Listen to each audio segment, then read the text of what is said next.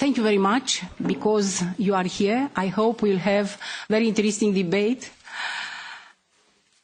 Thank you for my colleagues, MEP, Mr. Bill Newton Dunn, Renew Group, political group, and Mr. Franc Bogovic. He is member in EPP political group. I am Maria Grapini, and I am Vice President for Internal Market for European Parliament, and I am two members in Tran Committee, in AFCO, and in CONT Committee. Because we have in this evening, we have interpretation in Romania, in Germany, in English, in French. You have number of for French it's number 3, for English it's 2, for Germany it's 1, and for Romania 22. Now I speak in my language because it's much better for me. So sorry.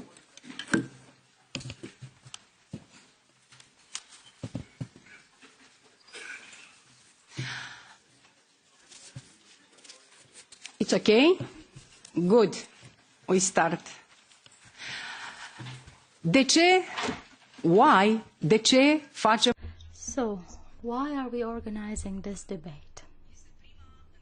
This may be the first question you may ask yourselves, or you may ask us.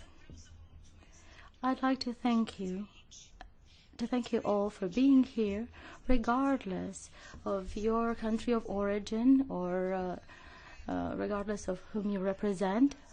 I think we need this debate because we need transparency, we need information, we need knowledge, and of course we need communication.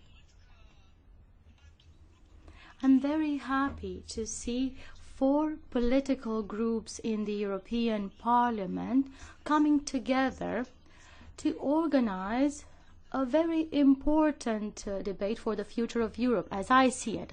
I think it's important for the future of Europe and for each member state, but I think it is also important for the business environment, for entrepreneurs and for citizens.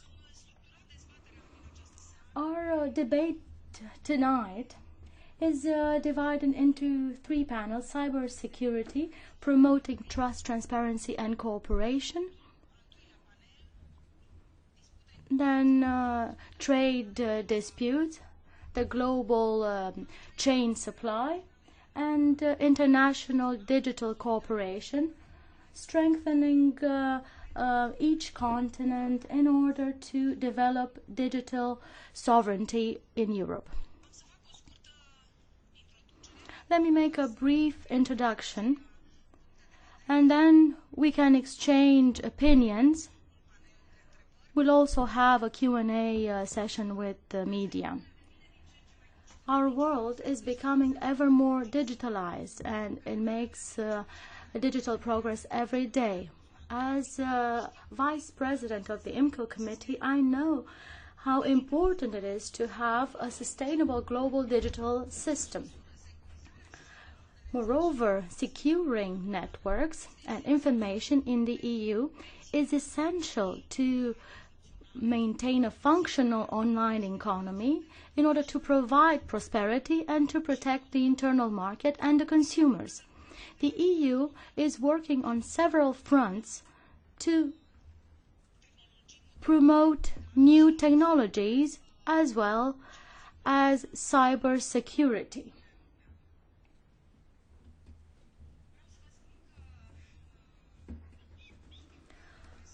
I know that representatives of the press are very well informed, and perhaps many people know that the former, now almost former Commission, because a new one is taken over very soon. Well, during the previous mandate, Commissioner Ansip was saying that 5G will transform our economy and our society by bringing massive opportunities for citizens and companies. But we cannot accept it without having a full security level. We have to take risks serious, and we have to be very fast, to move very swiftly. These are the words of Commissioner Ansip, who also covered the digital market. I know that this is a shared competence, and the Commission has intended to clarify the situation with 5G by the end of this year. And member states, according to the recommendations of the European Commission, have 15 months at their disposal to come up with feasible solutions to implement new technologies and to provide secure networks. Of course, there are pros, because if we consider Europe's competitiveness on the global market, we have to take 5G into account as it replaces 4G. At world level, specialists claim that 225 million euros might be gained by introducing 5G. And we have 4 sectors that are essentials: automobile, health, transport, and energy. And the amount of those benefits could add up to 14 billion euros a year. And of course, this estimate also covered the jobs that will be created, that are over 2 million. Of course, we also have to come up with strategies to reduce risks related to cyber security. I think these measures could include certification requirements, tests, checks, as well as identifying products and providers that are deemed to be unreliable. Member states can choose whether to introduce a new technology or not. There are many things to discuss tonight, so I will stop here, and I'd like to move on to the agenda. There are many speakers tonight. I hope we'll manage to control the time. Each of my colleagues will facilitate a panel, and I hope that your questions would also lead to further clarifications on what's currently being discussed on the global scale. Of course, in order for you to step in, you have to raise your hands, and my colleagues will try to see everyone who is eager to take the floor. Of course, if we do not take into account what stakeholders have to say, we cannot make progress. I am an engineer myself and an entrepreneur, so I love new technologies. And I know that without the involvement of such stakeholders, there's nothing we can do to make progress. Now I'll let my colleagues make a brief introduction and to introduce themselves, first of all. And I'll give the floor to Mr. Bogovic. Good evening to everybody. As Ms. Grapini said, my name is Franc Bogovic. I am from Slovenia. I am in Agri and Regi Committee. I am not Pilar Castillo, who should be here, our EPP colleague from European Internet Forum. Unfortunately, she had some accident yesterday and she cannot be here, so she asked me, and for me it was a big pleasure to come here. I see many people who are interested in these important topics. As Agri and Regi member, I work also on one topic of smart villages. All we know, and we did a lot in the last 10-15 years in topic of smart villages, but as men who lived in rural areas, and I know what this new technology means, I see a big gap between rural and urban areas, and I see a lot of opportunities also in rural areas to empower with broadband connection, to empower people with skills, and give them a similar possibility to life in rural areas as in in cities. And also there are topics about cybersecurity, other things what we will speak in my panel. And so again, I wish you a nice evening and good debate and good conclusions of this day. Now my colleague Dunn. Very good, thank you. Nothing to add except I'm Bill Newton-Dunn, I'm the Liberal here, the Renew Group. I'm a member of the Transport Committee, and the only thing I would say is remind everybody, we've got a lot of people here. If you want to speak, as our chair lady said, put up your hand and switch on your microphone, because we've got these brilliant interpreters who can give us all the languages. If you don't use the microphone, they can't hear you and we don't get the benefit. So let's start. Okay. Așadar, ne-ați cunoscut pe cei... So now you've met the panelists. I hope our fourth colleague will join us soon.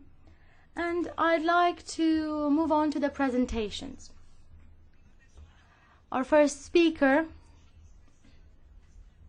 and I hope we'll hear many interesting things from our guest, is Mr. Abraham Liu. I invite him to take the floor. Please step up to the podium in order to see you as well. A representative of Huawei. He represents Huawei in the EU institutions context.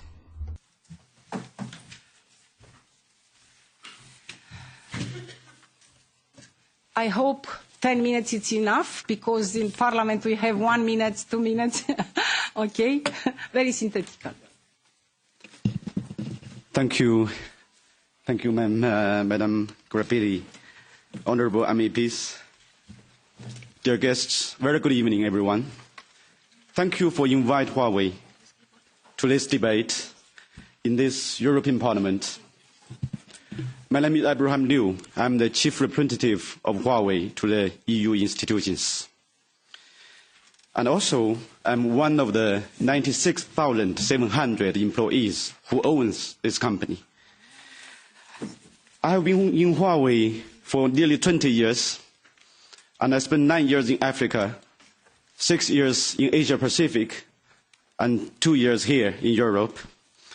I remember when I was in Africa, where the connectivity was a major problem. One solution we provided is a simplified radio access network product, which was very well received by the operators because of its simplicity, low cost, and low power consumption. And to my surprise, that product didn't come from China. It came out from a joint innovation between Huawei and Vodafone in Europe. And that product later enabled hundreds of millions extra more people to be connected.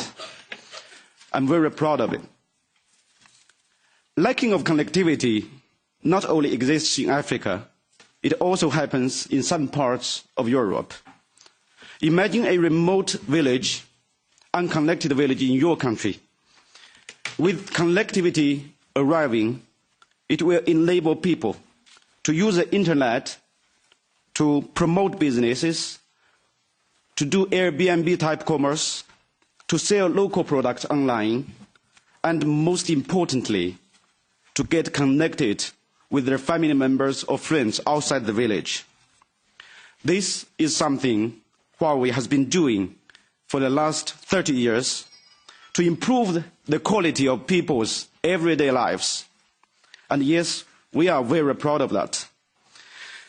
Leave nobody behind is what Europe is all about, and ensuring connectivity is what Huawei is all about. Together with our customers, we bring business opportunities, provide better healthcare, better education, and entertainment access to every citizen. But we also provide another form of connectivity. We enabled the world's first 4G network in Oslo, Norway, in 2009. And now we are working together with the European operators to deploy the first wave of 5G network in Europe.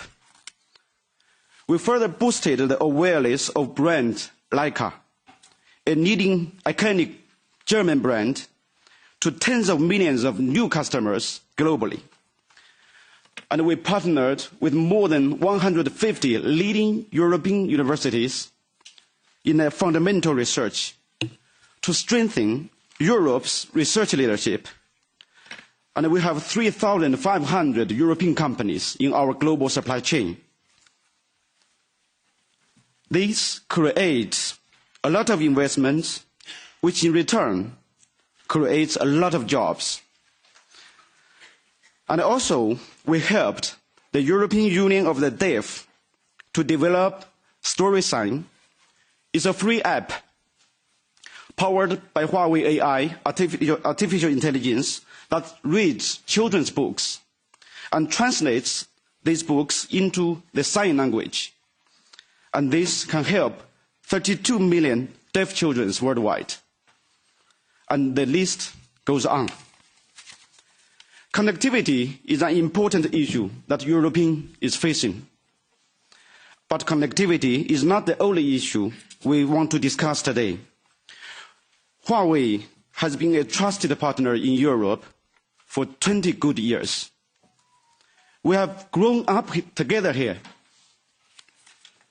But we know you still have questions about us. This is the most important reason why we have come to the European Parliament to answer all your questions.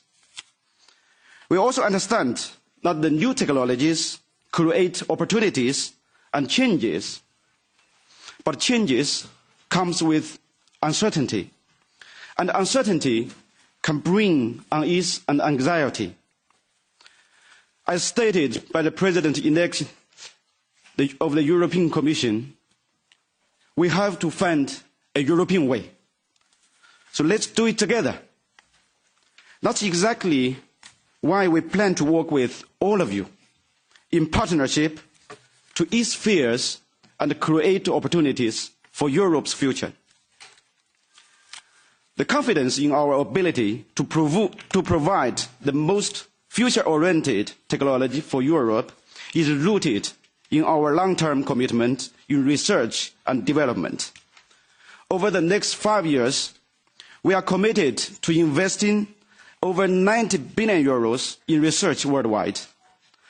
That's almost 5 times of NASA's current annual budget. And we are fulfilling this commitment with European experts to focus on high-performance computing, quantum computing, together with many other advanced technologies through Huawei's 23 R&D facilities across 14 European countries. Create jobs, helping local economies, and these technologies are for European industries and will help Europe strengthen its advantages in these areas. And recently, we announced that we are investing millions in Germany, Romania, Spain, and the UK. And just last month, we announced a 70 million euros R&D investment in Ireland. Ladies and gentlemen, Europe's values of openness, innovation, and rule of law have made itself a powerhouse for mobile communications. And Huawei shares these values. Innovative companies and European operators have brought the 2G, 3G, and 4G to European citizens and the world. The lifting of mobile roaming charges in 2017 not only benefits the consumers, but also helps Europe's competitiveness. And the introduction of GDPR last year is an excellent initiative which reinforces the core European value to protect the privacy of the citizen. And the model applied in GDPR can also be applied in cybersecurity, which means every company is trusted but also verified. Europe's digital future should be in its own hands. And we welcome Germany's decision yesterday to adopt this model. We believe these initiatives will help Europe to be a leader in the 5G era, continue to be the leader.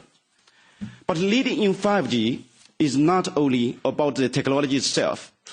It's actually more about the industrial potential that will be enabled by 5G. If we use a metaphor, 5G is like a tree, but potential released by 5G is like a forest. And here we have something special to offer Europe. The most advanced technologies that can be used to connect the continent and enable Europe to lead the upcoming fourth industrial revolution. To use another metaphor, just like a bicycle, one wheel is European industry and the other is a mobile technology provided by the mobile industry, which Huawei is a part. Only by combining two wheels together can Europe's digital sovereignty truly move forward. We know that the unicycle won't win the Tour de France. Ladies and gentlemen, my 17 years overseas experience makes me understand that not every country has the same culture and values. During my time in Europe, I have been most impressed by the European values of openness, advocacy of multilateralism, an alliance of many countries pursuing a common goal, which is a cornerstone in this current challenging geopolitical environment. Globally, we need to all work together to support this alliance to reduce the future uncertainty and to keep the global political and economic system up to date. Ladies and gentlemen, in Chinese, we have a saying called 求同存异, which means seek common ground while preserving differences. This is in line with the European Union's own motto, united in diversity. Thank you for listening to me. Thank you. I'm ready to take your questions. Thank you very much. Mulțumim mult. O să aveți... Thank you very much. You will have the opportunity to answer the questions. But now I would like, in order to balance things a little, I would like to pass the floor to another speaker, Mr. Luc Hendricks, General Director of ECTA. Please take the floor. Here.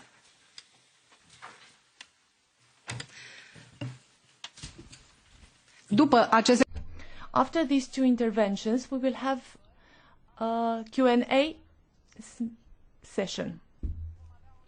So we will have a Q&A session, and afterwards I will pass the microphone to my colleague, who will start with the first panel on cybersecurity.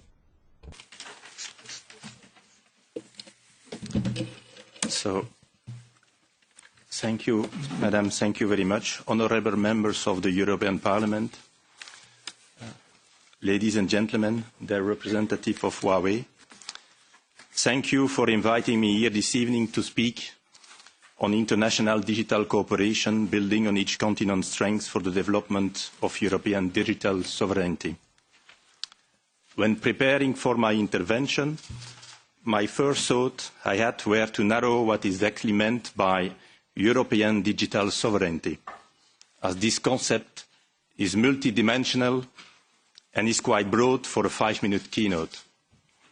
Hence, I had to make some choices, and I will limit my intervention to 4 key messages. I started to Google the words digital sovereignty. Now, you will probably think that to illustrate European sovereignty, this is not the best example. I would not disagree. So instead of Google, I turned to Bing. I see also some smiles in the room. And indeed, it did not make a huge difference. Well, I can tell you, I also used DuckDuckGo to address privacy concerns. Although DuckDuckGo is too vested in the US, and some of you might continue to argue. My solution, I eventually used Quant. What does this tell us? As a citizen, I make some choices to exercise my sovereignty. On the individual level, digital sovereignty has to do with individuals owning their data and controlling its use. Taking care of your data means treating them with sovereignty.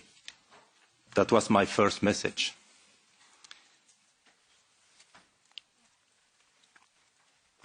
In the EU, we are united by the values of enlightenment and humanism. These values include a commitment to the dignity of human beings, freedom, equality and solidarity. Those values underpin our laws. The European Cybersecurity Act, the Network and Information Security Directive, the e-Privacy Directive and the General Data Protection Regulation are solid assets of European digital sovereignty. They provide us with a European regulatory framework that is suited to improve the security of personal data and extend that sovereignty principle around the world, notably when it requires foreign dealers in European data to comply with this framework, with GDPR, for example.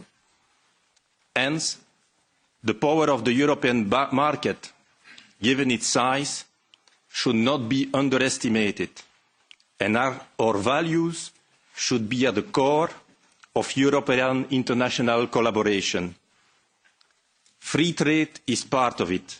However, respect of the rule of law, including intellectual property, data and privacy, based on clear evidence, as well as fair competition, so the level playing field, should guide our trade agreements. Building walls for a European fortress is probably not the solution, but does not prevent us from thinking about how to make values and commerce intersect. This was my second message. As I just illustrated, it is important to have choice, and therefore it is important to maintain a sufficient level of competition at all levels of the value or supply chain, even more when the supply chain has globalized. The EU veto on the merger Siemens-Alstom earlier this year has fueled a long-running debate over whether the EU antitrust rules needs to be updated. And we often hear that Europe needs European champions, telecom champions, digital champions, etc., etc. At ECTA, we do not agree with that. We strongly believe in the societal benefits of competition. When commenting on the Siemens-Alstom case, Mrs. Vestager said, without sufficient remedies, this merger would have resulted in higher prices for the signalling system that keep passengers safe and for the next generation of very high-speed trains. Indeed, and I would stress that competition not only has provided lower prices, improved quality and efficiency, but it has also been the fundamental driver of innovation, the driver that forces market players to continue to improve. And don't we all want to see our children pulled upwards in the classroom? This was my third message. Also, let's not forget that most of the biggest tech companies, such as Microsoft, Amazon, Apple or Google, just to mention some, have grown from startups, entrepreneurs that had an idea, a vision, and took the risk to put their own money on it. Also, let's not forget that for anyone's success, there are probably hundreds of failures. Not one that no one speaks out. So we better act to stimulate a real risk-based European entrepreneurial culture. Well, failure is not a stigma, and when venture capital and global complementary assets are easily accessible to European ICT businesses and start-ups. Entrepreneurs, those that take risks with their money, those are the champions we should promote. And indeed, we need many more of those. We need to stimulate the appetite of our youth for entrepreneurship. This was my last message. Thank you.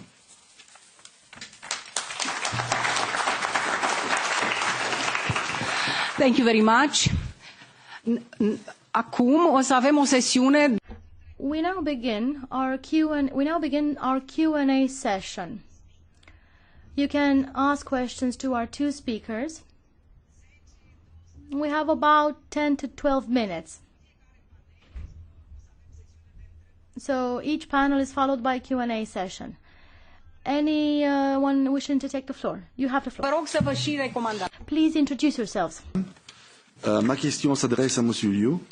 Il existe une méfiance au sein de l'Union européenne. So my question to Mr. Yo, there is a distrust at the European level towards Huawei, especially taking into account that in a number of countries in the United States, for example, the 5G equipment produced in China has been forbidden, has been banned. But deployment of 5G is pending in the European Union, and the investment that is mentioned should be between 300 and 500 billion euros, which will make it very difficult to replace those networks in the short term once they have been deployed.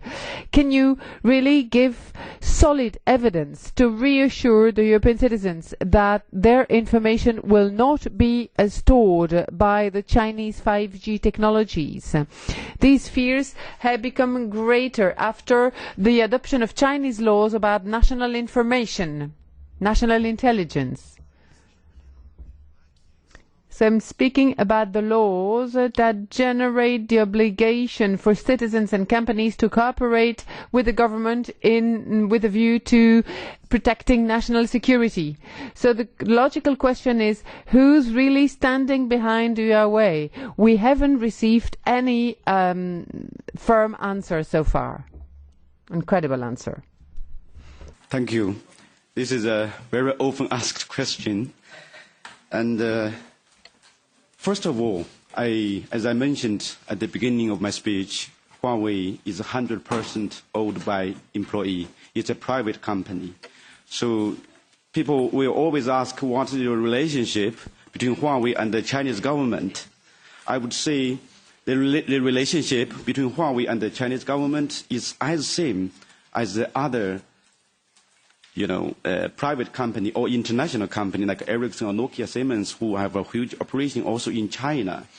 So our responsibility, our obligation is to pay the tax legally and obey all the laws. And you mentioned, the Chinese intelligence law, and I want to clarify here, there's, according to the third party, the Clifford Chance, the lawyer firm for their third party reading about the law, that Huawei, we don't have the legal obligation to install any backdoors or something like that to provide it, to put our global customer interests or consumers' interests in danger.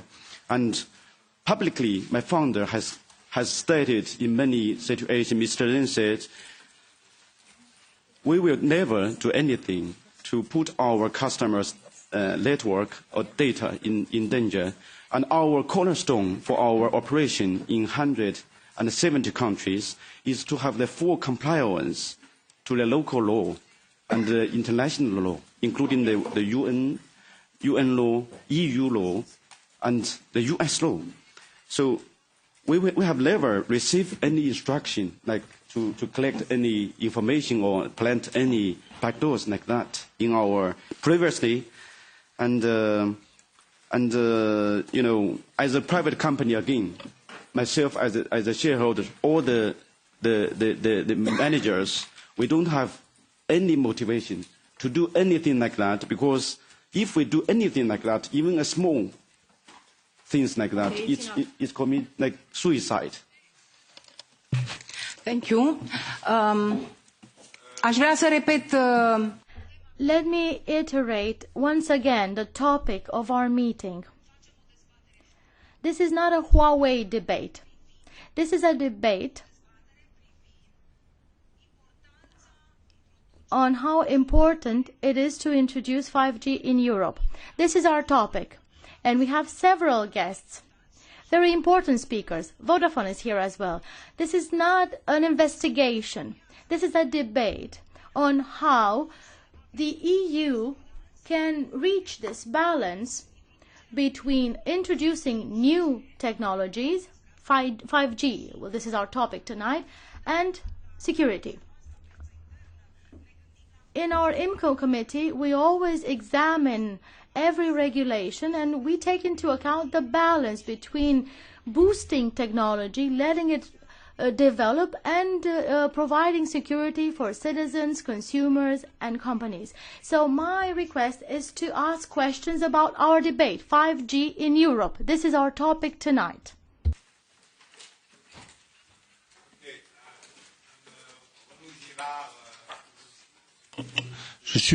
I'm Renaud Girard from Le Figaro. It's a French newspaper. I will ask my question in English so that everybody can understand. The question is from Mr. Liu, but also for other speakers. You have seen that Huawei is on a blacklist in America, and you have recently nine more technological Chinese firms which have been put on a blacklist in America. Are we today heading towards a technological partition of the world, of the whole world, with let's say America and NATO countries on one side, and maybe China, Africa, and so on the other side? So my question is for everybody, and do you think that this technological partition of the world is good or bad for the European citizens that we are? Thank you.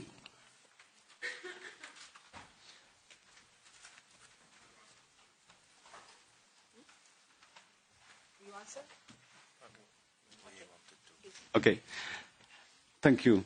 This is a very important question, and obviously there are wind blowed from the other side of the Atlantic. The political wind has put us in a situation where the international companies, technological companies, have to think about its supply chain, the continuity of the supply chain, not only Huawei. So that's, in that sense, people are alerted. And if you really ask my personal opinion on this, I would be not that pessimistic, because in our mobile communication technology, for example, it takes so many years from 2G, 3G until 4G. The world used to have different technologies, and now 5G, finally, worldwide, have a unified technology. In that sense, the worldwide, different country, industry has put a lot of effort to achieve this unified standard. And this finally will benefit the end consumer greatly, because it's not affordable for this ICT, for example, this industry, to invest twice in R&D, and then finally, the end user will have to pay for that cost. So my call will be, everyone, whatever you can, especially Europe, can play a key role to make sure that we will not meet that point to have like one world, two systems. Thank you.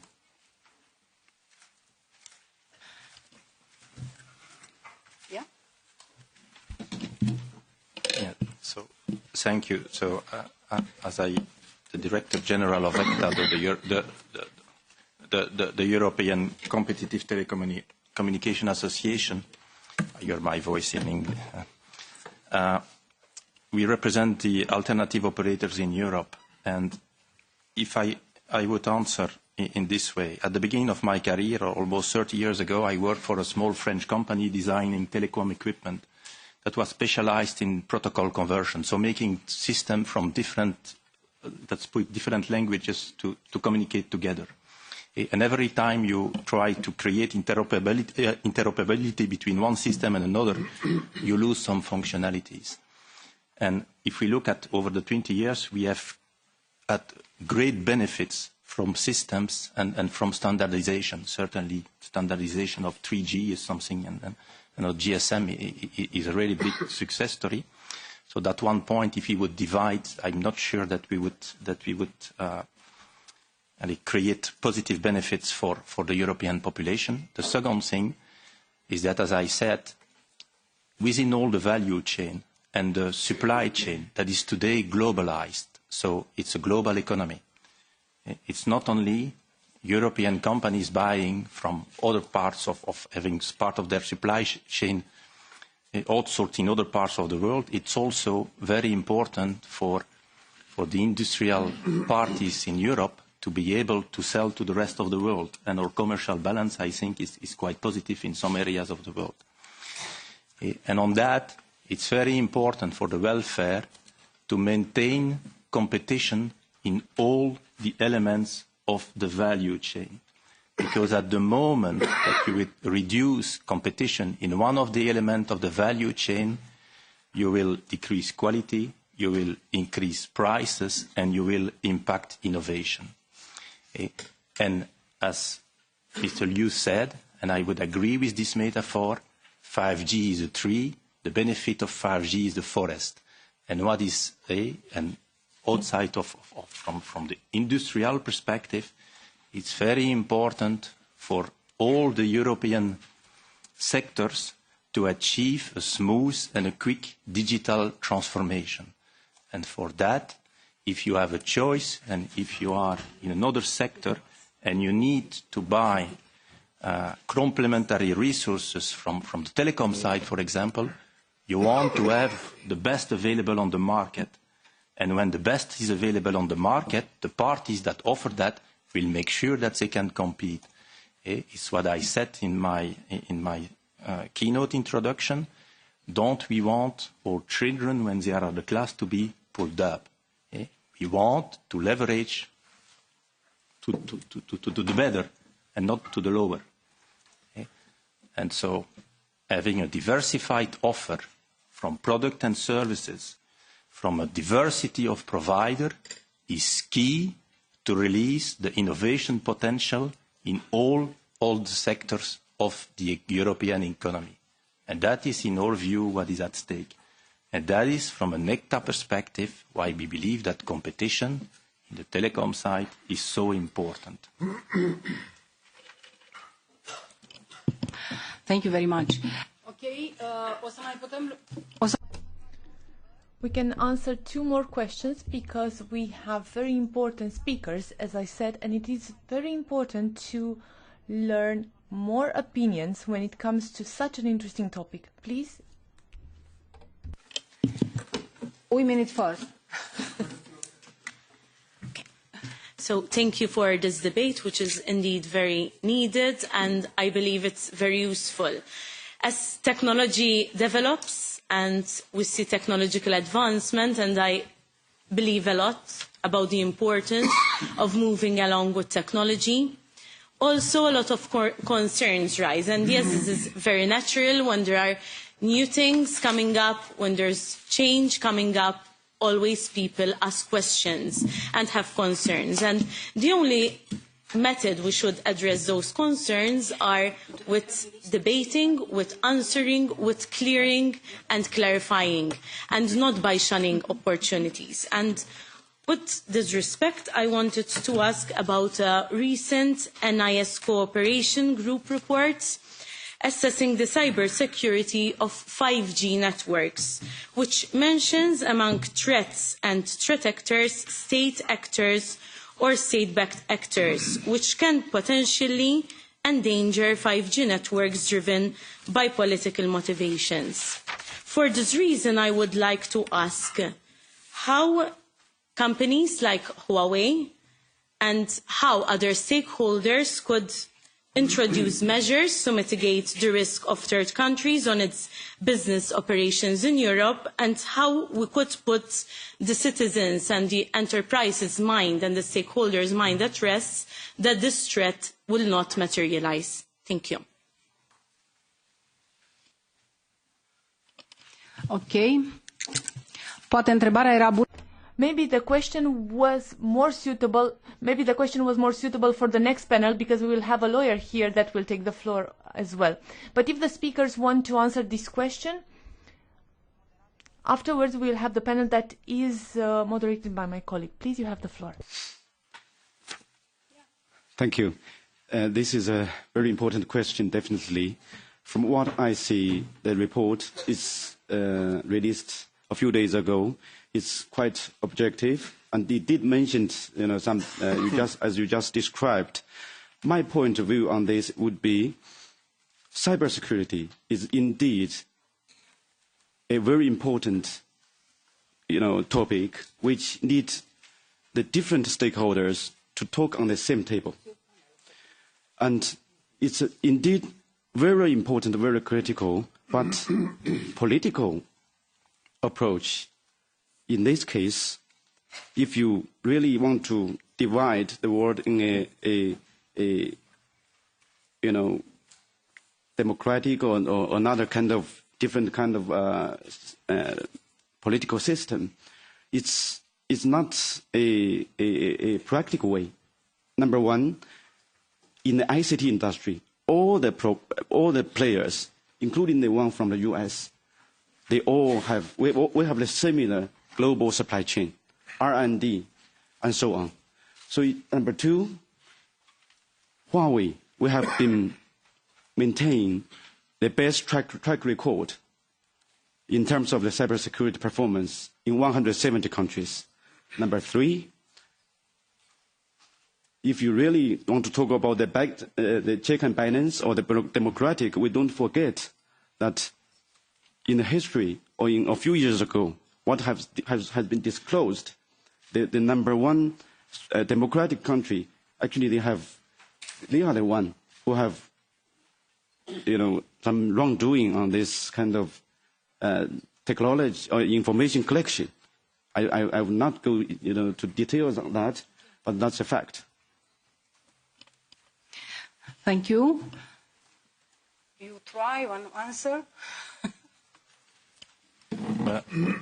For balance, because it's not possible only one speaker. There is a Cybersecurity Act, the certification and so on is something very important, and I think we really need to work on that. And what I believe on it is that we really need to look at it from a factual base. And that's what I would like to add is that now we have our members, and so the telecom operators have to roll out and make major investment to roll out 5G networks. There is a lot of pressure from that. Some of them already begin to pay huge amount of money for spectrum and so on. And we need to make sure that we clear as quickly as possible this uncertainty, because this uncertainty is very bad for the investment. And if from Europe we want to stay competitive at the global level, we need to make sure that we do not introduce delays that are not justified or that will not be based on facts. And I believe that's very, very important. And do not forget our members or all the operators in Europe, they have to invest a lot.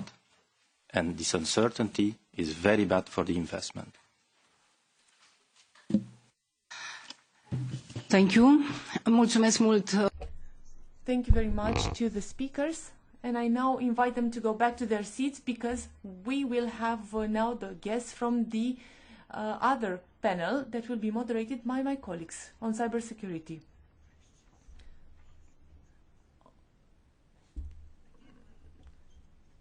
It's a very short question. We are not allowed to discuss our worry about the integrity of Huawei.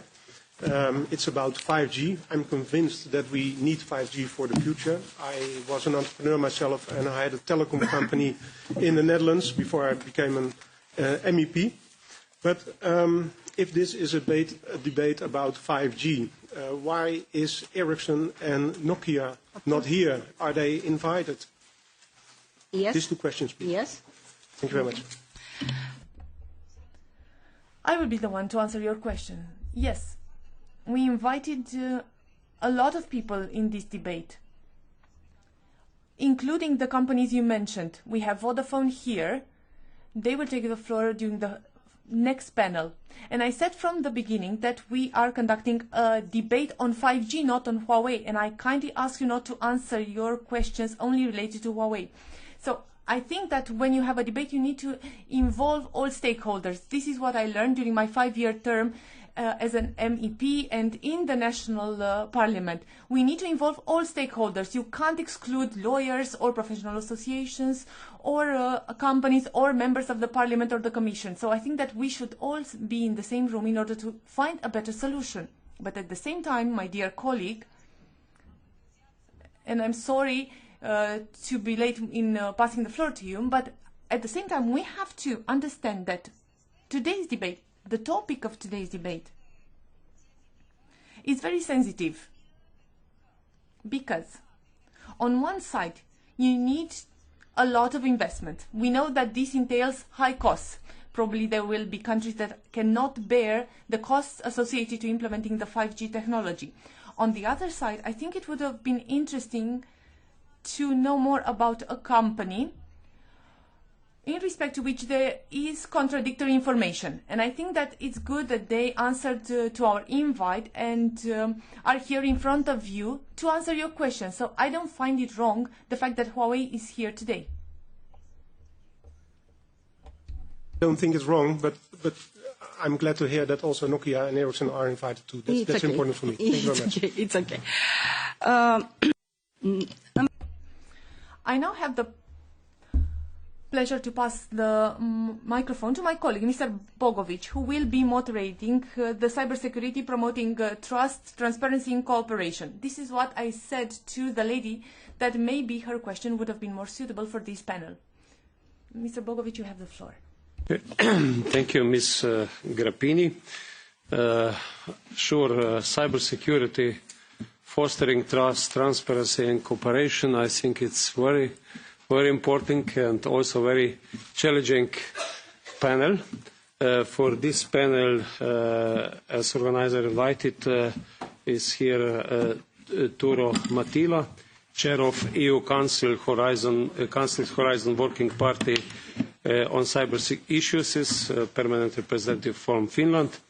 Unfortunately, Luigi Rebuffi, Secretary General European Cybersecurity Organization, ESCO, is not here. So I invite dear colleague to join us.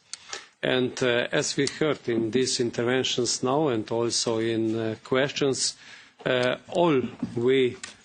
think so that we believe that this technology will continue to improve in all levels of our life.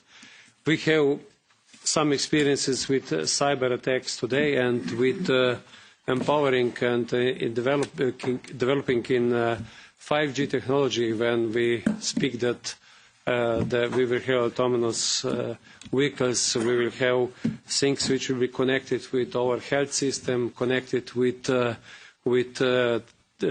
transport, connected with water supply, with energy sector, other things. So there is a lot of reasons that we speak about this. I am now second term here in European Parliament, and when we got these priorities for first term of this Juncker Commission, digitalization and digital union was one of very important topic connected with this, that we recognize that people and companies in USA, China, South Korea are faster than we in Europe, and also many questions what about regulation, about privacy, about security, influence of this technology on our life, influence on countries, influence on European Union, influence on elections. So a lot of reasons why we speak about these topics. I'm very glad that we got this week this report of when EU coordinated risk assessment of the cybersecurity of 5G networks. Also in our goals for next 5 years, there are things connected with cybersecurity, also to ensure also European money to empower those who will be responsible and to help that people will really trust to this technology, because we all believe in benefits of this big forest, which Mr. Hendricks said, but there are also in forests sometimes people are a little afraid. So I think that it's also in this forest many things what must be done. So I'm very happy that we got a document in which is based on the cooperation of all countries all around Europe, because I'm sure that Europe, as we know, we are not in capacity. I'm from Slovenia, that my country protect our companies, our peoples, but all together with European Union for sure. We speak about a team which is very challenging. We know here was a colleague from Huawei. He got many questions. He also tried to answer to many questions. I'm sure that in the next 1-2 years, which is the agenda to prepare action plan and to empower us and prepare us for 5G technology, which is here between us, that we will find better regulation. But now I will give the floor to Romatila, the only one panelist, so it means that you can be a little longer, but not too longer, because the most challenging part of these are questions, as we saw. So the floor is yours. Many thanks for the kind introduction, Mr. Bogovic and Madam Chairs, honourable MEPs, ladies and gentlemen. It's my pleasure to be attending this discussion this evening, representing the Finnish presidency of the EU Council. Please let me first explain to you briefly the approach of our presidency on cybersecurity issues. After that, I will elaborate a bit more on the work ahead in the months to come on 5G network security, and of course, after that, I'm ready to answer your questions. First of all, security is a very important priority for the ongoing Finnish presidency of the Council. We underline the importance of comprehensive security of our citizens and the need for the EU to do more in this area, fully respecting the competence of member states in matters concerning security, and at the same time building on the important work that has been done in the Union during the past 5 years on issues such as countering hybrid threats, EU defence cooperation, and, importantly, cyber security. As we know, the changes in our security environment in Europe and globally that we have witnessed in the past years do take place in cyberspace, just like they do here in the physical reality.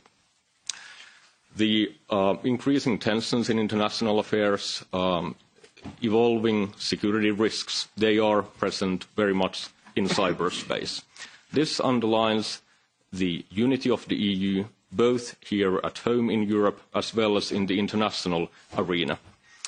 For example, in the United Nations, in the ongoing negotiations in different committees of the General Assembly, there are important discussions taking place concerning cybersecurity, where the unity of the EU, of all member states, is of paramount importance, so that the EU is able to work towards respect for free, open and secure internet, for the applicability of international law in cyberspace, and for the protection of freedoms and rights of citizens and people globally.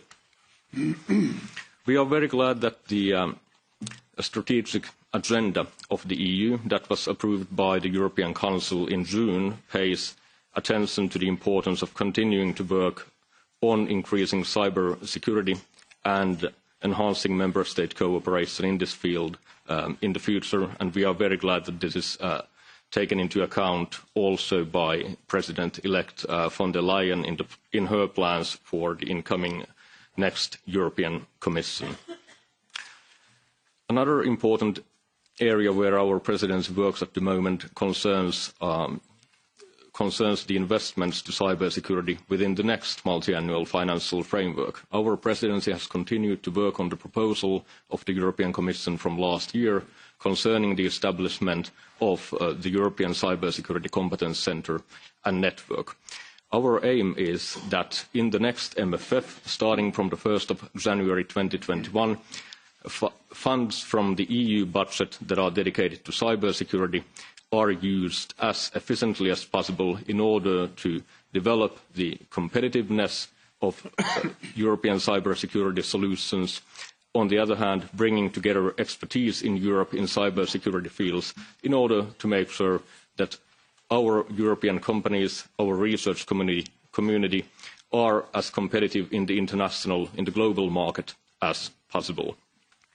So in short, cybersecurity is not something that you can address efficiently in a silo of its own. We need to understand that security in cyberspace is part and parcel of our security as a whole in Europe. And our presidency continues to work guided by that principle, building on the existing conclusions of the Council and the European Council, and in good cooperation with all member states and other stakeholders. Specifically on the very topical issue of the security of 5G networks. It's important to understand that 5G technology brings new opportunities for advancing innovation, economic prosperity and well-being in Europe, and the swift rollout of 5G networks is of crucial importance for the competitiveness of the EU as well as for the functioning of our single market. At the same time, the concerns about the security risks related to the new 5G technology are well-founded, and these concerns need to be addressed adequately. Last week, the EU coordinated risk assessment on the cybersecurity of 5G networks was published. Member states agreed on it unanimously in the NIS cooperation group, and this is an important step in the process aimed at ensuring the solid and long-term security of 5G networks in Europe. We welcome this risk assessment as an important achievement where member states cooperated very well together with the European Commission as well as ENISA, the EU Agency for Cyber Security. It's very important for our presidency that in this question, again, the EU is united in the way we approach security of 5G networks.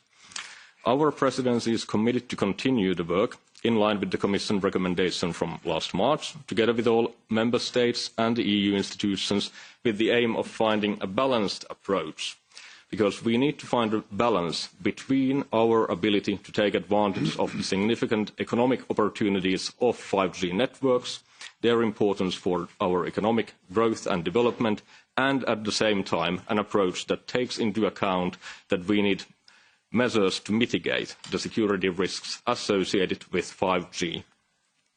It's important to define the EU's common position clearly, and it's important for us that still during our presidency, before the end of the year, we are able to express a united position of all member states on this important issue.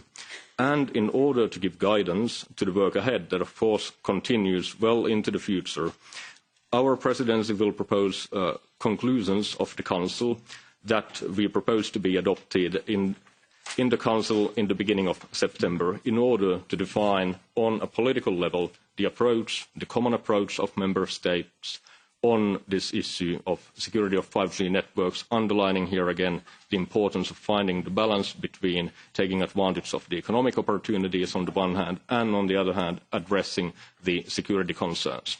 And in addition to these conclusions, the work on a more technical level continues, and by the end of the year we hope that we would be able to also agree on a toolbox of mitigating measures on addressing these security concerns.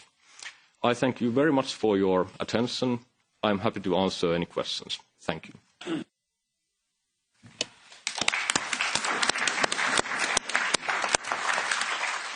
Thank you. On the basis of our agenda, we have 13 minutes for questions, so it's not a lot of minutes.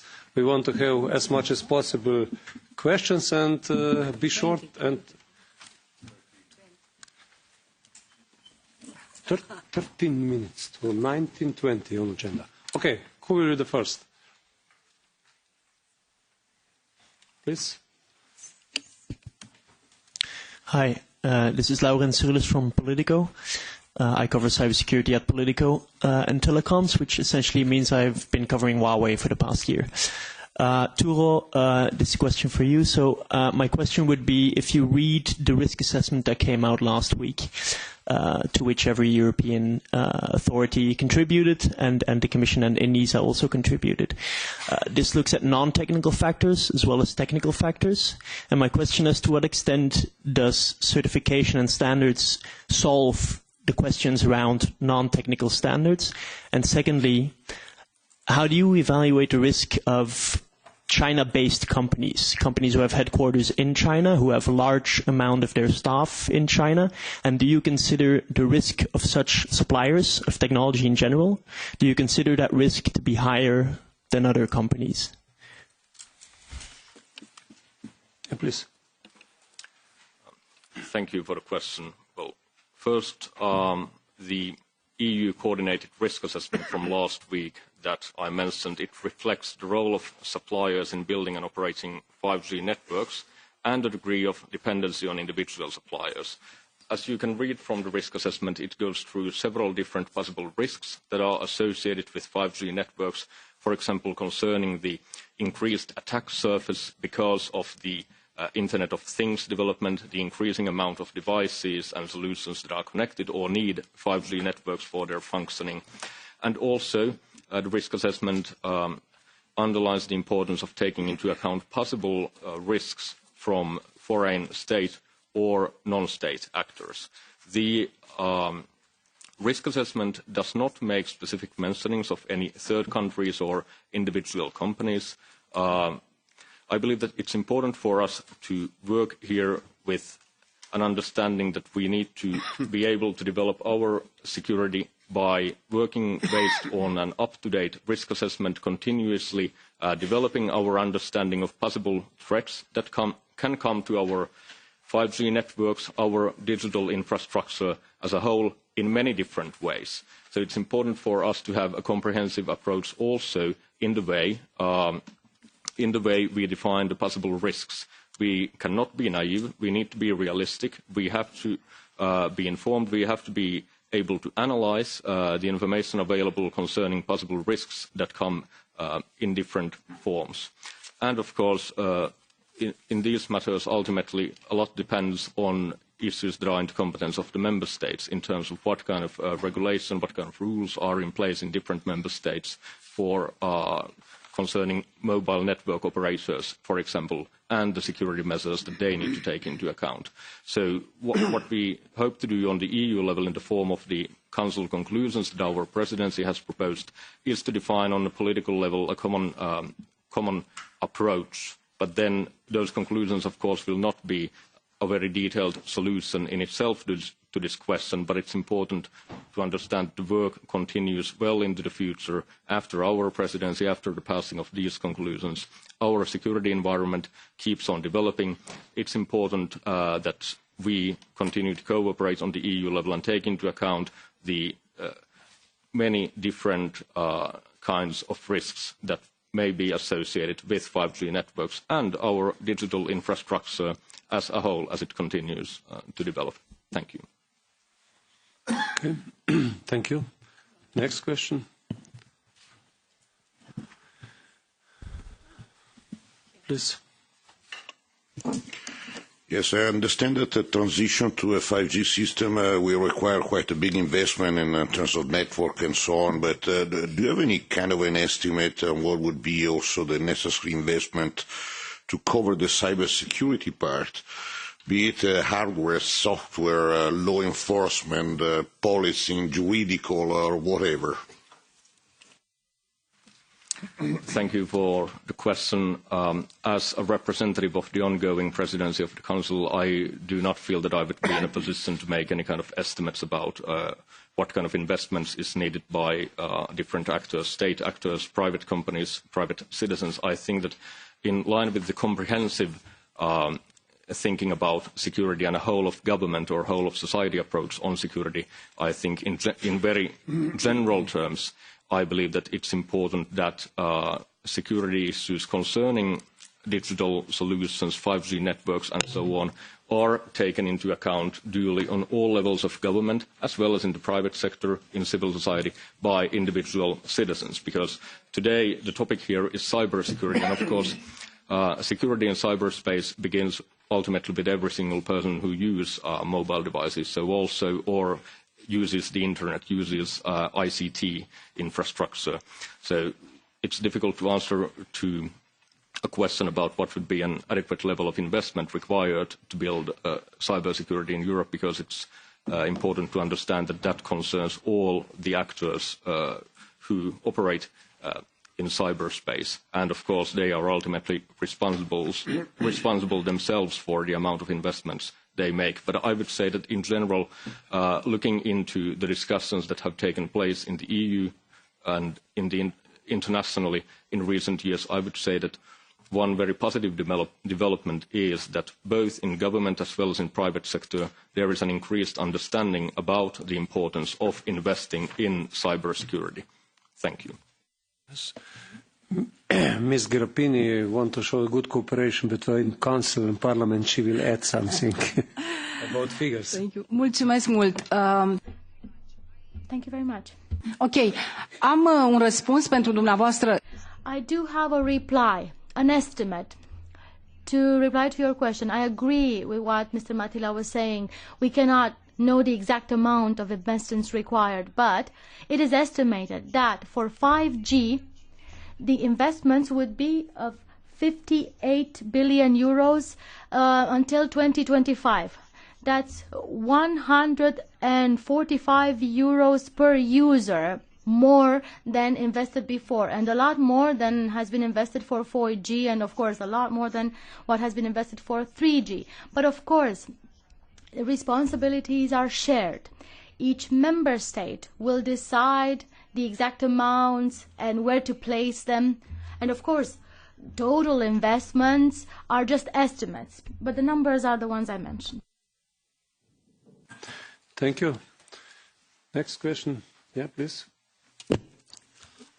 My name is Zicheng Wang. I'm a reporter with Xinhua News Agency.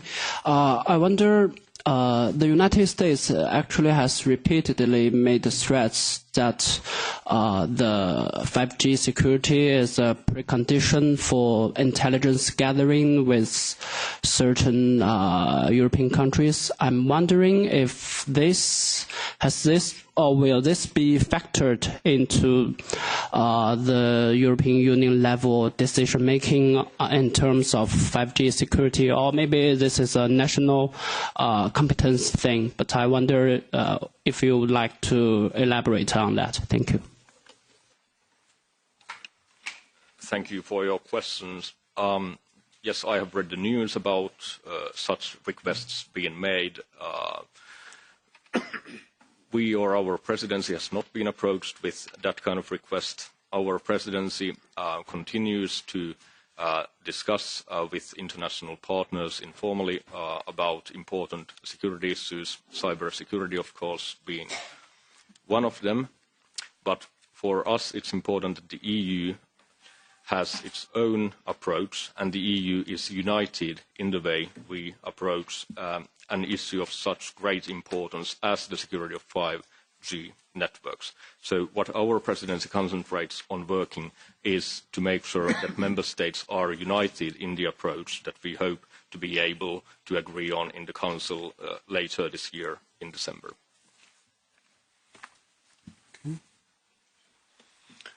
Last question, if there is any interest for the last question.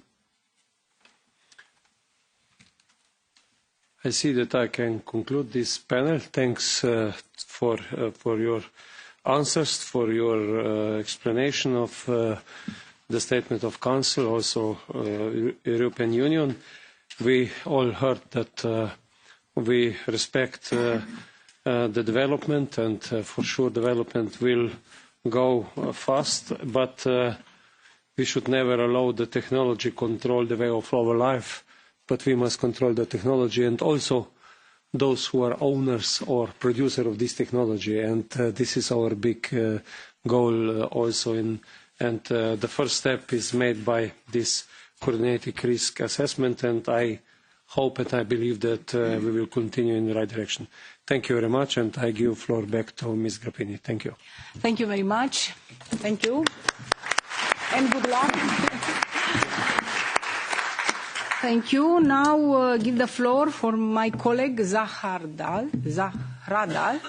Almost. Sorry, it's a very difficult name to moderate it next panel. Please. Thank you, Madam Chair. Let me turn your attention from questions of technology and security a little bit to trade.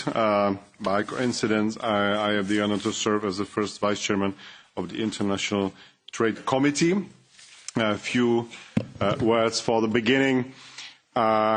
We are, in my assessment, in my feeling, we are not living in times, in the atmosphere that is very trade-friendly at this moment. There's a couple of reasons for that. Of course, European Parliament is more fragmented than ever before. Not all groups here are trade-friendly. There is no constant, stable majority in the European Parliament. We see that we have rather something like variable geometry, where different coalitions could be formed around different subjects, and therefore it would be more difficult to predict voting results on any subjects, including trade issues. Secondly, we can see also a bit or quite worrying signals move to more defensive stance. We can see shifting from trade objectives towards societal or environmental goals on the assumption that trade can become an EU global instrument in terms of promoting human rights and fighting climate change and all that stuff.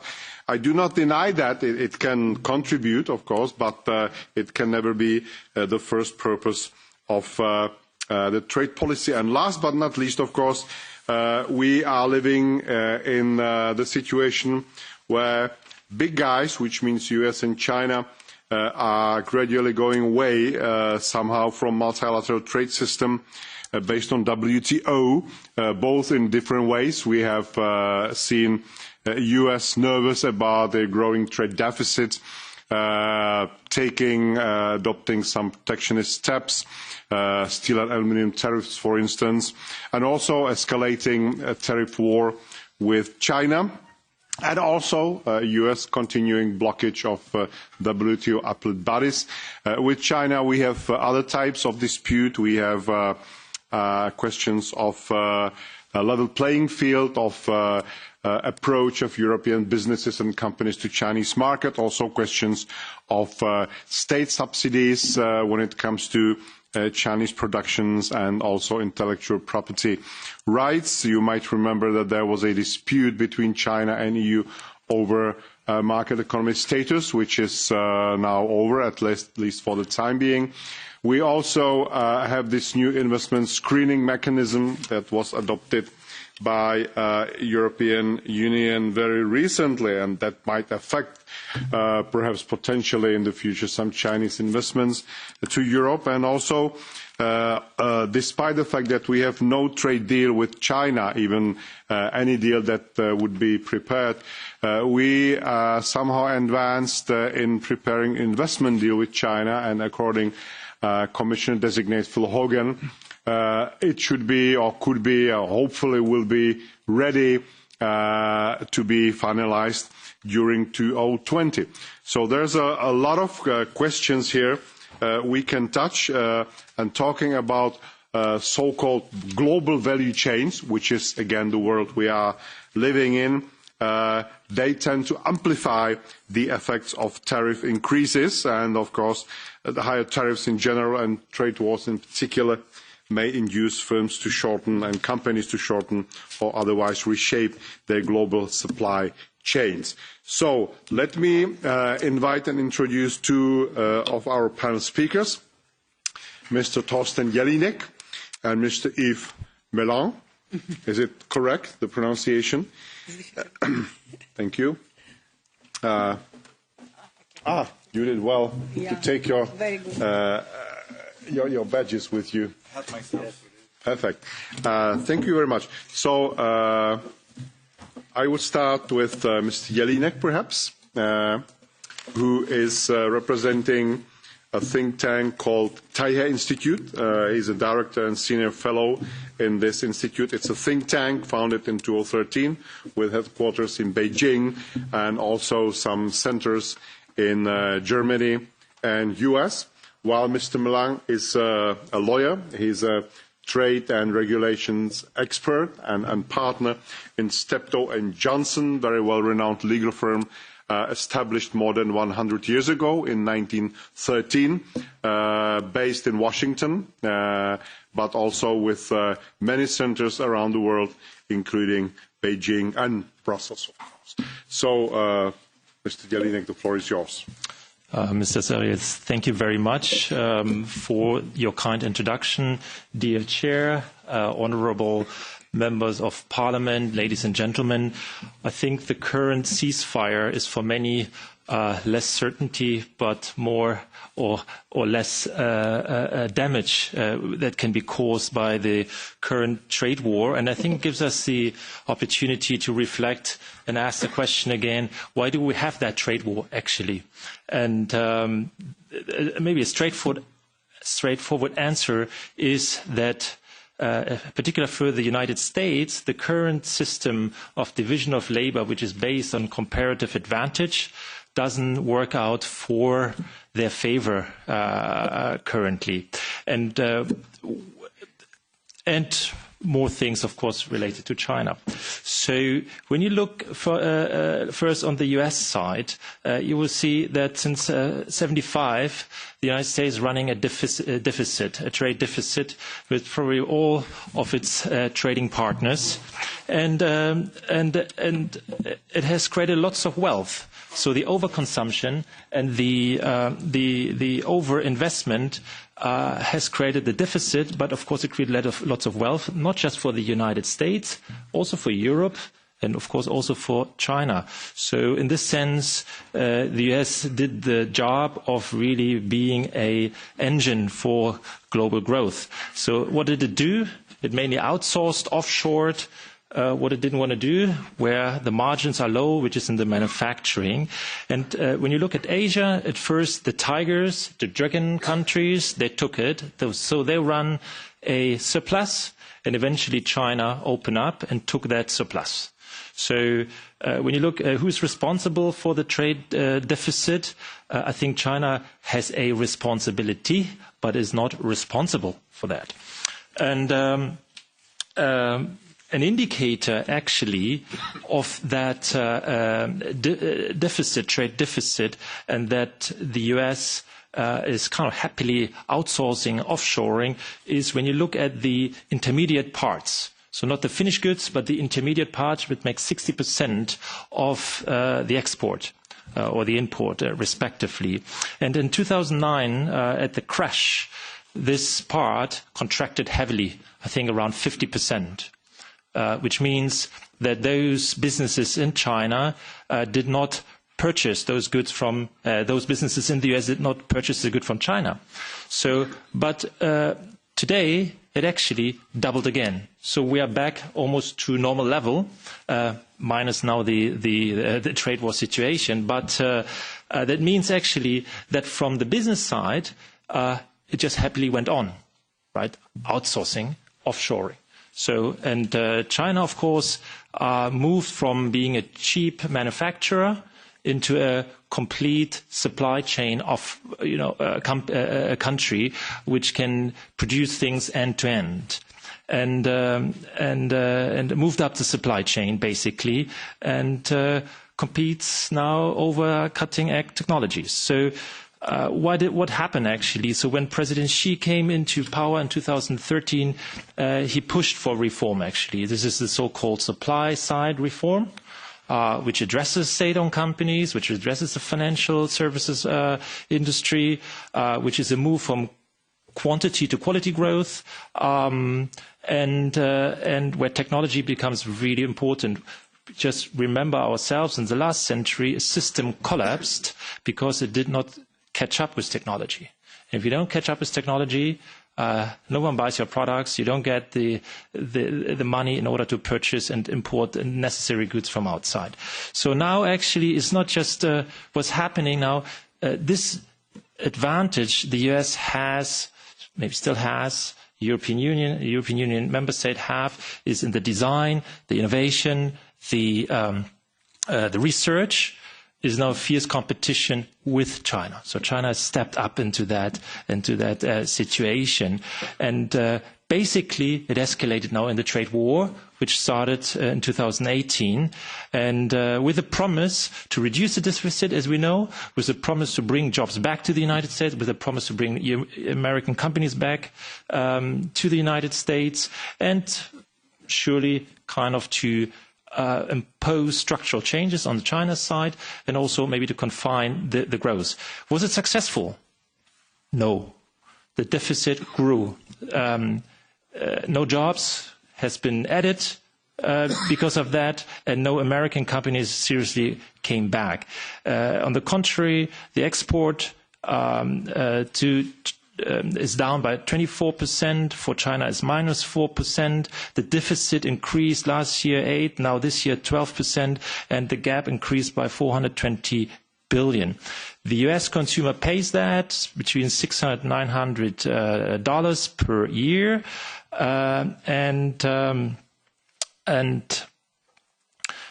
in fact, from a structural point, that it should hit China structurally, the SOEs, it hit actually 90% of the private businesses, of which a large amount are foreign invested. So it was actually self-defeating in that sense. And also US is facing maybe a recession. If it continues like that, it will probably come 2020. The EU might be also hit, or will be very hit, and Japan and other allies. In addition to this outcome, the FDI flow into the US sharply declined to 2008-2009 levels by 40%. That means there is not enough investments coming to create jobs in the US and push the economy. So what happened why is China so resilient here? It might be always the winner currently, but this should not deflect that when it happened first, the trade war, when it started, there was a strong psychological toll on the Chinese. The stock market plummeted, but it rebounded quite quickly. It's already back to normal. China was quite clever in the terms of tariffs. It imposed tariffs on US goods where China can source it elsewhere. And in the other countries, and those other countries, it reduced the tariffs. So the lobster, you might know the lobster case, not buying from the US, but buying from Canada is a great example here. So it was quite clever. Plus, or basically this cushioned the price increase for the Chinese consumers. But there are also structural challenges which cushioned the trade war and gives China more confidence. So if you look at the GDP ratio, already 40% in China is based on consumption. So it actually can cushion that, the export, right? Then the export to the US is down from 11% to 4%. And then it's in total from GDP, it's down from 36 to 18%. This is below the OECD level even. So this gives a little bit of a confidence for China. But when we look at now the structural changes, I think there is a big change in China, and I will conclude with that. When you look at, and there's a progression, when you look at the history, Mao was about to survive and basically stand up. The period of Deng Xiaoping was a period of development and get rich. And the period of Xi Jinping is a period of dignity and get strong. So there is a continuation of opening up, and China knows it very well. Without it, cannot do. There is also, and you see progress also on ownership, and there are good examples related to Tesla, Costco, Moody's, Standard & Poor's, from the European or German side, BMW Allianz. So there are a lot of good examples. But if there is a good outcome of the trade war at all, we still have to also agree that it creates a good pressure on China. It's like at the 2002 WTO entry, China used it domestically to push through reforms, because also China is fragmented inside, right? So there are those who don't want too much reform and those who want the reform. So I think in this sense, the trade war has maybe accelerated this one, even though China is very confident. But what should happen, and I will end with this sentence, is that this trade war has to move back to the multilateral system, into the WTO, with mechanisms that create a new equilibrium. Thank you very much.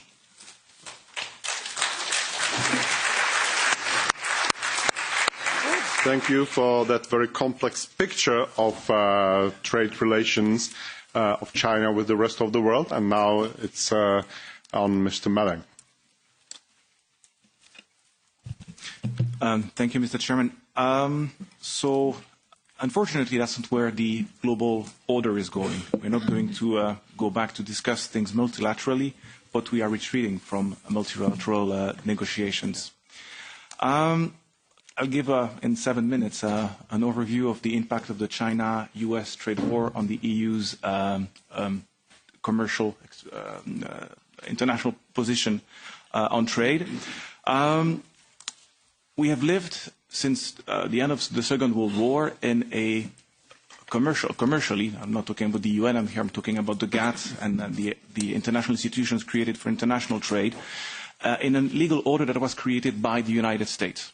And while the EU is definitely a fantastic European project, it was made possible by the United States to a large extent.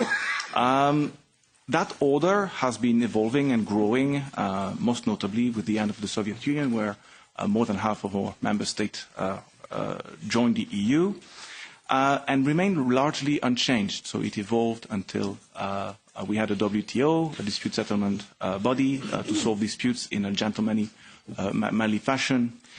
And that largely started to end in 2015-16, where one crisis happened, and the crisis being the new US administration. I'll come back to that in a second. But before that, there were two phenomena already happening. One of them was China's rise. And China was non-existent in the 80s, 70s, 80s as an economy, and I will not say slowly and steadily, but rapidly and steadily, China grew as a global player and became increasingly important for the EU economy, but also for the economy of the United States. And so China's rise has been an opportunity, but for the EU has been a challenge as well. For a number of reasons. State intervention in the economy is one of them, and of course the fact that China is not a democracy being another for other reasons. The other phenomenon that has been there for a while is the US growing insatisfaction with the WTO. And so it's very loud. Trump is acting very aggressively and decisively, one could say, to have the lines move. But under Bush, under Obama, you already saw very deep insatisfaction with the WTO. And nobody was listening. Certainly nobody in Europe, nobody elsewhere. Nobody was addressing those concerns. And now the crisis. The crisis is that the United States has decided that we need to reform the WTO, and it's going to succeed because in December, the WTO will cease to have a dispute settlement mechanism that works. We won't have an appellate body, so when you disagree with a third country, be it China or the US, about how to solve a dispute, how to interpret the WTO agreements, the many WTO agreements, there will be no place to actually find an answer to who's right, who's wrong. So we will be back to might is right, and there are three mighty countries in the world today. Countries, we'll start with the bloc that is not a country, which is the EU. I think definitely the EU is one of the three gorillas. It's big, and in trade especially, because competencies have been pooled, and so the EU is strong there. The US is probably stronger, and China. And so the crisis is coming, as far as the EU is concerned, the crisis is coming from the United States, not from China. It comes in the way that the WTO was there in order to prevent countries from imposing duties against each other until after they have won a dispute settlement. So you go to the WTO, and after a while, 5 years, a bit longer, you have the right to impose duties because you won in a fair process. And it was there to prevent any WTO member from hitting with duties first. And if you look at what the US is doing now, it is behaving as if the WTO was not there already, because they impose duties for their own internal objectives without any regard for WTO discipline. And they are preventing the appellate body from having new, of the WTO, of having new members. So intentionally, the United States is preventing the dispute settlement mechanism of the WTO to work. And so the EU is faced with what was almost a sponsor, at least even a protector from a defense point of view, someone who's really upsetting the legal order. And so I think the EU is now having to retreat from the EU, a bit less from the US, a bit less close to the US, and face major trade challenges in the form of duties. So we have now duties against our aluminum and steel. We are afraid of seeing duties on cars. We expect duties on a range of products as retaliation in the Airbus Boeing dispute. And so we have to, which is actually fine from a WTO point of view, those duties, but the others are not. It's compliant. Still, it raises issues and challenges, especially in a world where we don't have a place to go to settle disputes with the US anymore. But we had to react to this, and so the EU has an instrument that it used for the first time last year, which is the 2014 enforcement regulation. And for the first time ever, instead of waiting for the green light of the WTO, the EU decided to strike the US with rebalancing duties. Rebalancing, it's through the economic equilibrium between the US and the EU was upset by the duties of the US, and so we decided to impose our own duties to restore that balance. The EU is doing two things now in the face of this challenge. The EU is trying to save the WTO by creating new dispute settlement procedures on the side of the existing ones. And so there's one such agreement with Canada today. And the EU is hoping that more WTO members will agree similar treaties with the EU and with each other, so that at least between those countries there will be a dispute settlement mechanism. That's one thing, and it may or it may not work. The other thing that the EU is doing is to go unilateral itself. And so it's nice to be compliant with international institutions, but it's not nice if you're the only one. And here, the only one would be EU respects, China doesn't, US doesn't. And so if you are in that type of situation, you need to have a tool in order to retaliate or rebalance. And so the EU is actively working now, and that's quite understandable, on making the 2014 enforcement regulation a lot more effective, i.e. and that's going to be the discussions of the next month. When can we retaliate and how forcefully can we retaliate against third countries? And I would predict that probably the EU will link the strength of the retaliation to the availability of a dispute settlement mechanism.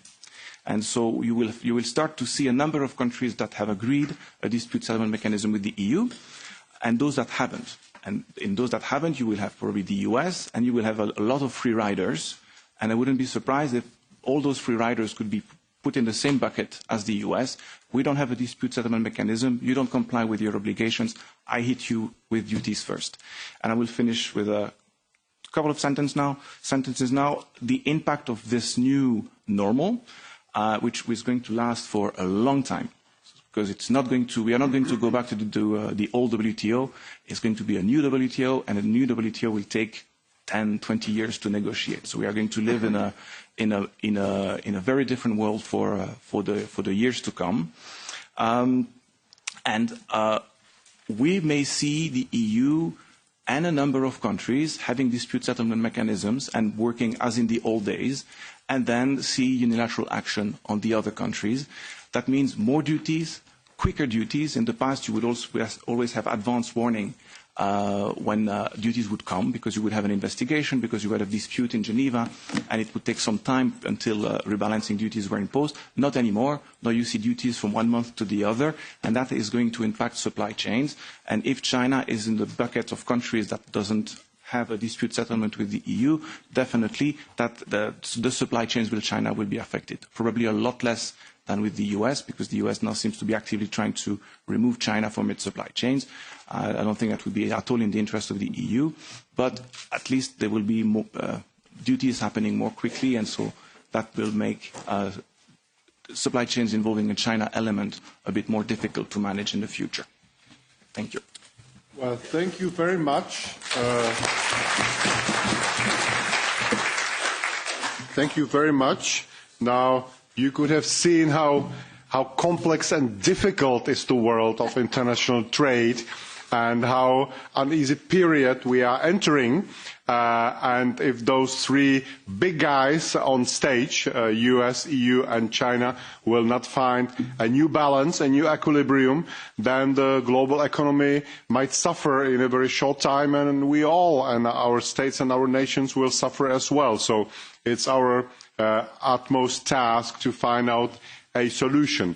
Now, we are running out of time. I'm afraid that Madam Chair will probably not allow me to give you some space for questions, but if yes, maybe we could try to allow you a one question for maybe both our panelists, just not to let you go without any possibility to ask them for something. So is there any single question? If not, then we can leave it. And I would like to thank both of our panelists for their very complex and comprehensive description and introduction to a very uneasy world of the world trade. Thank you very much.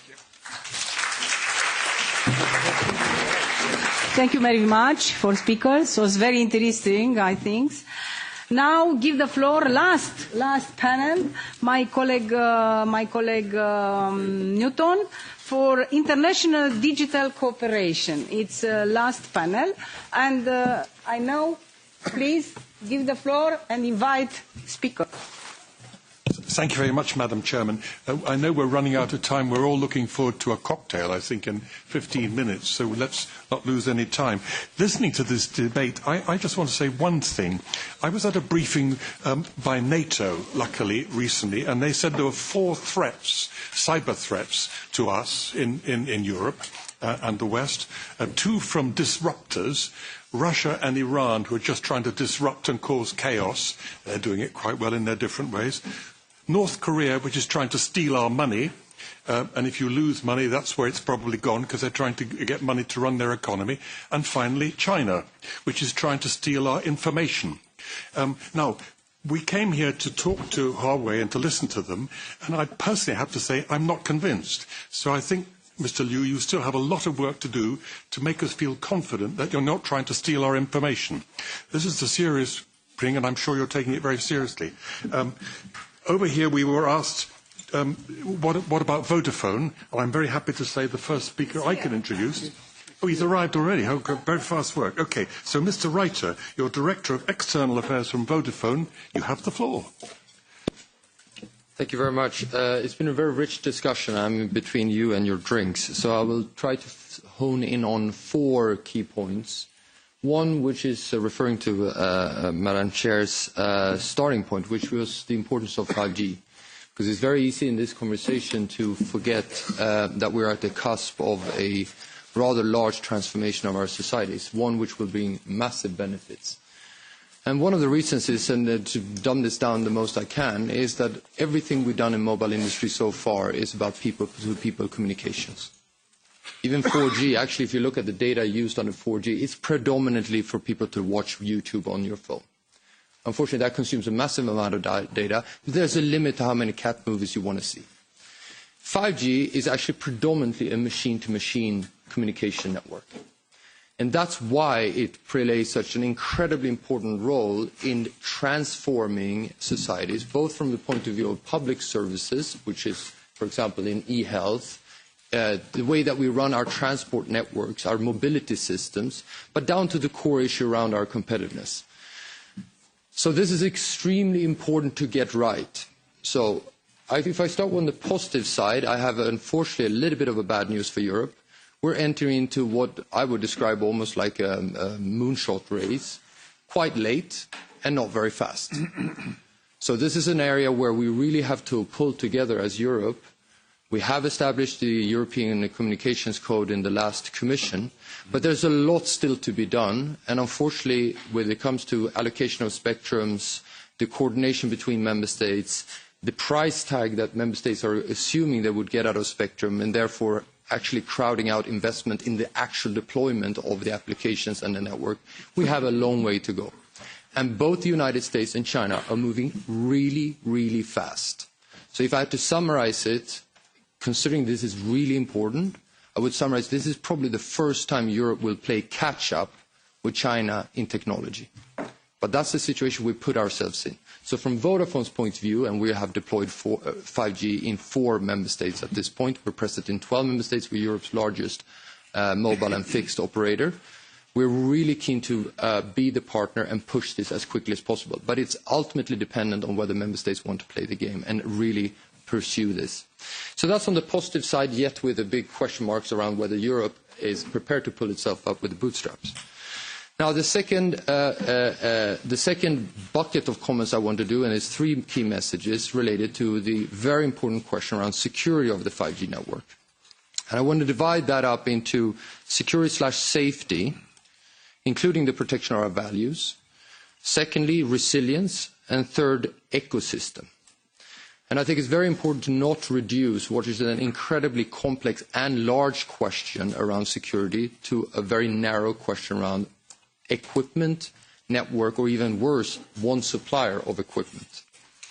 So if I start with the safety and security, Europe actually has a rather strong starting point. We have shown our ability to protect our values, not least by the GDPR. In networks, with respect to security, we already, as operators, not on the request of governments, but as operators, those that are serious, already operate a multifaceted approach to protection of its network, including end-to-end encryption, gateways, separating of the different parts of the network, holding all the keys on encryption. In the case of Vodafone, we don't outsource network management. So the question around security may be new to many governments. It is not new to operators.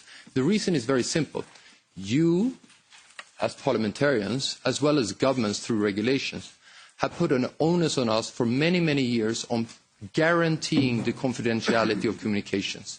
We take that commitment extremely seriously, which means that it has been on our responsibility, on our shoulders, to make sure that whatever technology we deploy, we will be able to live up to that requirement, and you will lose your license if you fail that.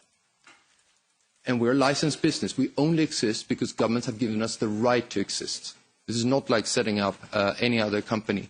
This is actually a regulated industry, which means that we have already at this point, and that's why entering into this conversation, we're sharing with governments, including in the national risk assessment, quite a lot of all the different tools we apply to protect the network. Now, I do want to say that we are really worried about the new normal, which runs the risk of leading to a bifurcation of the internet. This is in absolutely no one's interest. But unfortunately, we are struggling with handling this situation. And that leads me to my second point. The second point is around resilience. The mobile industry and the industry of Europe is struggling from the point of view of security of networks, mainly because of the question around resilience. Resilience is because of the lack of adequate supply and diversity of supply in the supply chain. For whatever reasons, part competitive and other reasons, the supply chain in terms of the vendor base that mobile operators rely on has collapsed. In Europe, we're down to 3 vendors. We have, as Vodafone, a really excellent relationship with all 3 of them, and we use all 3 of them. But 3 is not a good number. So what we have done as Vodafone is basically, besides what was referred to by Huawei when we piloted Open RAN or Single RAN in Africa and drove down the cost, thereby providing far greater connectivity to poor Africans and spreading the network further out in rural communities. What we're deploying very hard now is we're having intense discussions with Samsung, whether they can enter as a fourth supplier in Europe. And we have also launched, and we're leading the trials across Europe on what we call Open RAN. Open RAN is a way of completely diversifying the network, moving way beyond what are the existing suppliers, by the fact that you separate what is the software, the hardware, and the integration of the RAN equipment, i.e. the things you put on the base station. So you can buy hardware from one supplier, you can buy the software from other suppliers. And we're working with startups in the United States and in the UK to build software ability to actually come and build a new ecosystem around suppliers, and therefore unshackle ourselves from the risks that come with a limited supply of vendors. And why is that important? Because if you put all your eggs in one basket, it doesn't matter if it's malicious intent or just a software glitch. Your network goes down. So any serious operator will have multiple vendors so as to be able to move traffic if there are any software glitches in the network. And since we're talking about 5G having a massive amount of life-supporting services running on it on a 24/7 basis, we need to make sure that our network is always on. It's nothing to do with the big questions around cyber attacks. This has to do with the resilience. And it's a really, really important question. But for that, we need a very conscious plan to broaden the supply chain, to broaden the supply base, to drive diversity. And Vodafone is leading the way in Europe on that. The third question is around the ecosystem. It was referred to by our Finnish colleague, rightly so, that with 5G moving to machine, it basically means that you're connecting far more things onto your network. It's not necessarily a network problem, to be very clear, but you have to ask yourself, are all the stuff that we're connected to the network safe? So one of the things that we did as Vodafone is that we partnered with an organization called Consumer International, which is the international consumer organization in the world, to develop design principles for privacy and security for IoT. Because currently, at this point, we don't have standards upon which we completely feel comfortable we measure and then certify. So we developed, you would call it private standard, but we made sure that we could put it on Consumer International so that they could build an ecosystem and it wouldn't be proprietary for us, so that it would be an open standard that others could join. But we really need to move quite quickly into this space because the deployment of sensors across our various systems, as well as the IoT revolution, we're at the cusp of it, which means that we as Europeans need to think very carefully about how do we make sure there are minimum standards for IoT devices that are sold in the European market. Much like we have minimum standards for television sets so they don't explode and burn down your house, we should have pretty much the same thing when it comes to security and privacy around the devices we connect onto the network. It's not a network security issue, but it's a question around the security of the connected world we're going to live in. So that's the third point, and where we are really keen to work hard, and we have noticed very good movements in the EU as of late to push this envelope, and we're strongly supportive of it. But that's what I wanted to highlight. There's a huge benefit, to repeat, there's a huge benefit with 5G because we're moving to a machine-to-machine world. We are late in Europe, and we have to move faster. We have the question around risks, which are not new to the industry. And as part of the solution that we're looking for the toolbox, just to underline this, because we are accustomed to risk-based approach, because we already apply multi-layered protections to our network, we're very keen on the back of the national risk assessment and the combined risk assessment that the EU published, and the work by the Finnish presidency, that the toolbox emanates into a common, uniform security assurance system of the European Union. One which is, by the way, should be vendor agnostic. It is logical that governments want to know what's the stuff you put into your networks. But the method by which you do that in Europe, and Europe has a tradition of doing it for cars and every other product, is that you set standards, you measure, you test, and since it's software defined, it basically means, in the case of networks, people, in this case, test labs, will have to check the source code. So that's one of the things that we have tabled. We made that proposal in April, and we have engaged very much with governments because we do think there needs to be a uniform response. Europe will not have the capability of having one response in one member state on one standard and another member state going for a different standard. We will not get the scale to drive best practices worldwide in the manner that we should. So Europe should play to its strength, which is its internal market, and that requires us also to have a uniform security assurance system coming out of the exercise around the toolbox. Thank you very much.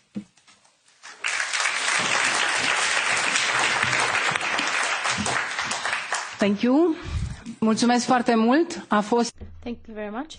This has been our last speaker in our third panel. If there are any questions to our Vodafone representative, you now have the floor. Ați mai pus și altcineva? You've already asked questions. Anyone else? Well, then you have the floor.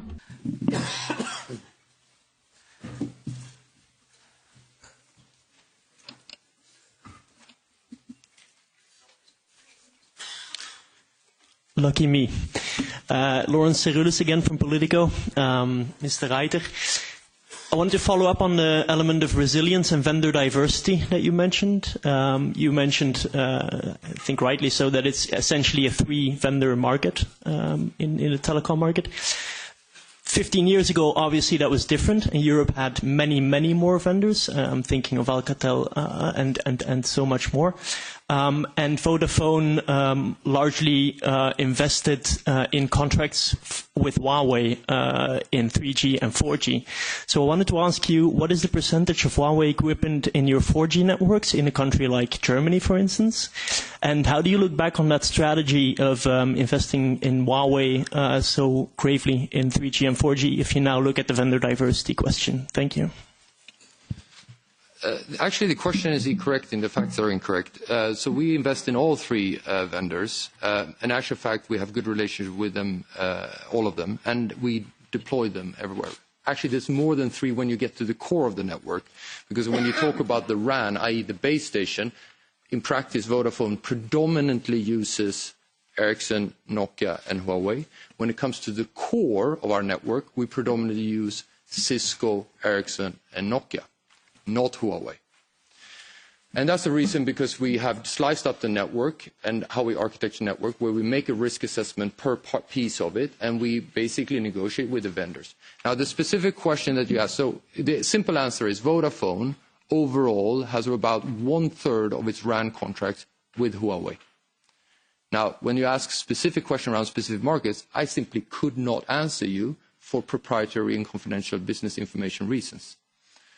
In other words, all operators are negotiating super hard with the vendors, including Huawei, to drive down the costs so that we can deploy networks more cheaply and therefore reach more of the European citizens. For that reason, we never get into disclosing information, neither around the exact share of individual markets nor around the price that we pay.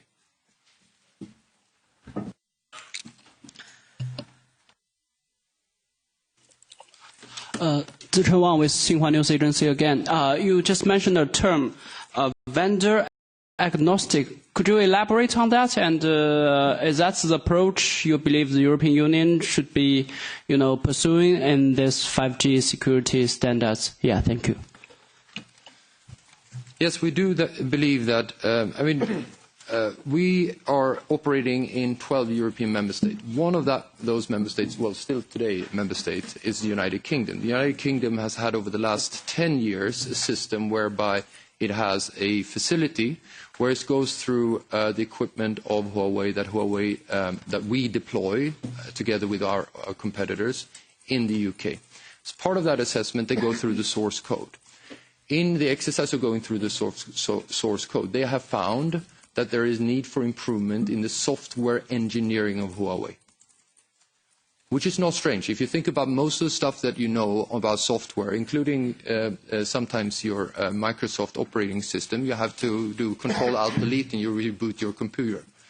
Now, in a software-defined environment that we're moving to, software can be a weakness, which means that you're going to have to check how strong it is. We run independent tests by third parties as Vodafone.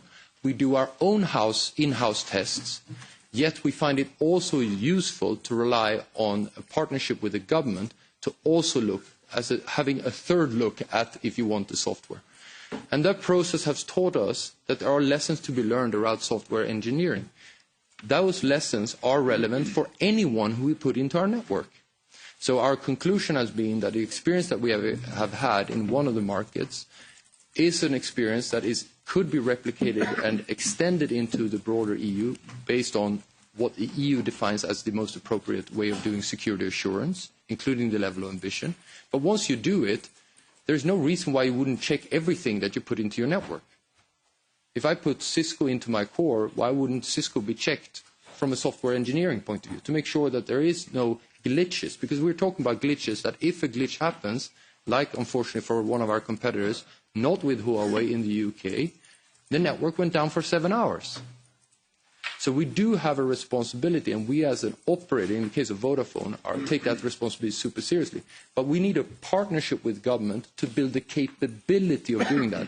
And here's the bad news. If you want to check all vendors across a European footprint, it is not cheap, which means you're going to have to pool resources together. That's why Europe's going to have a common approach. You're going to have to build a European-wide system to doing that. We struggle to recruit the best software engineers on Earth, and we are quite successful still. But in these test labs, you need the best of the best, which means you do need to pull the resource from the best of the best in different member states to build the capabilities so that Europe can robustly check whether the stuff that is put into networks in Europe actually fulfills basic requirements with respect to software engineering and stuff like that. I mean, we're not even talking about checking for malicious action here. We're talking about to make sure that the products work as they should when you have live supporting appliances put onto networks, which is basically when we talk about e-health, real-time surgery being done in remote villages, connected to a hospital in future in Europe. You want to know for sure that there won't be software glitches into that.